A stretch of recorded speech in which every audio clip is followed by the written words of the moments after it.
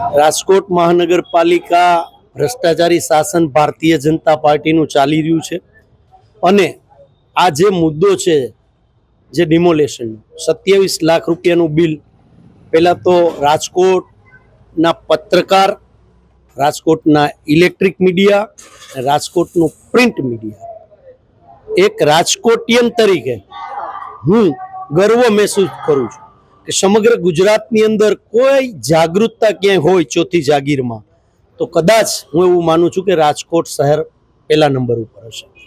આ print media અને electric મીડિયાના માધ્યમથી આ ઇસ્યુ બહાર આવ્યો.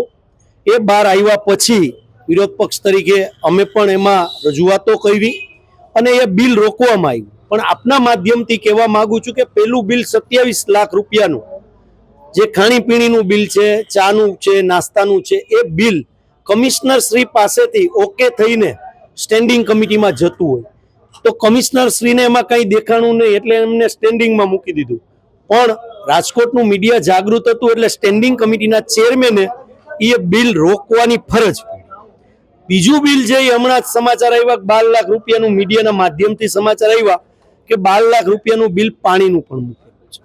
તો આપના માધ્યમથી હું કહેવા માંગુ છું કે ભ્રષ્ટાચારી શાસન ભારતીય જનતા પાર્ટીનું ચાલી રહ્યું છે.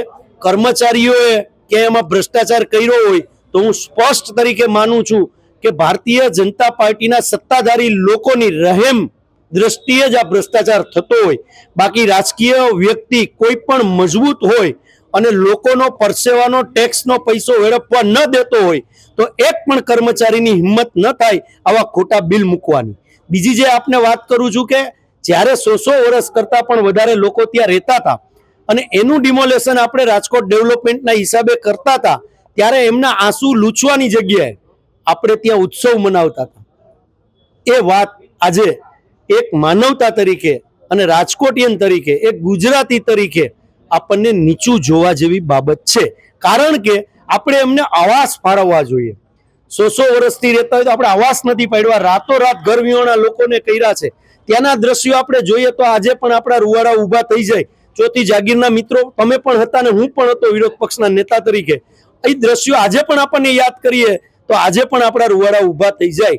ત્યારે આ લોકોએ ત્યાં મેજબાની કરીને ભ્રષ્ટાચાર કરવાનું જે આદરું એની અંદર ક્યાંક ને ક્યાંક ભારતીય જનતા પાર્ટીના જે લોકો હશે, હું નથી જાણતો કોણે પીઠબળ આપ્યું હશે, પણ જે લોકો હશે ને ભગવાન પણ માફ નહીં કરે. આવો ભ્રષ્ટાચાર ન કરવો જોઈએ. માનવતાની જે વાત છે એ માનવતા તમે ભૂલી ગયા છો. તમે તમારી જાતને સૌથી સર્વશ્રેષ્ઠ પૈસો ગણ્યો છે કે અહીંયાથી કઈ રીતે પૈસા આવે. તમે માનવતા ભૂલી ગયા છો. એના કરતા તો એ લોકો સારા, તમે જેનું મકાન પાડવા ગયા હતા, તમે એમનું મકાન પાડતા હતા, એ લોકો રડતા હતા, છતાં પણ મહાનગરપાલિકાના કર્મચારીઓ હોય, ચાહે પોલીસ કર્મચારીઓ હોય કે ચાહે કોન્ટ્રાક્ટ આપણે જેમને આપ્યો તો જેસીબી કે ટ્રેક્ટર કે ડમ્પરના ડ્રાઈવરોને, એ લોકોએ રડતા રડતા એમના ઘરનું પાણી પાયું છે. એ લોકોએ માનવતા જાળવી છે. તમે નિંબર તંત્ર માનવતા ભૂલી ગયા છો. આ વાત પણ આપણે આજે નીચું જોવા જેવી બાબત રાજકોટિયન તરીકે આપણને લાગે છે.